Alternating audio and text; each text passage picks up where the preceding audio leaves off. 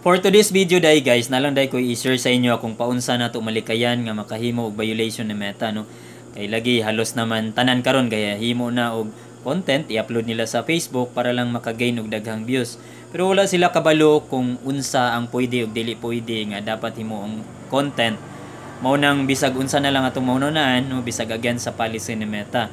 So parehaan niyo na kana siya nga maghimo ta og video then apila na to og picture. So muna siya gitawag ng static video.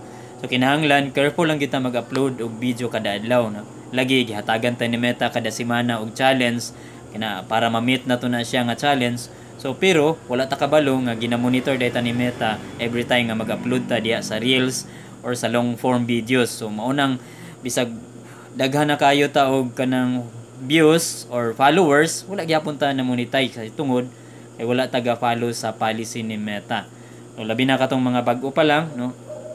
Dapat aware kita guys, no. Basahan gid ninyo og tarong nga mga policy nga gihatag ni Meta sa atoa. No, kana lang guys, please like, share and follow for more videos and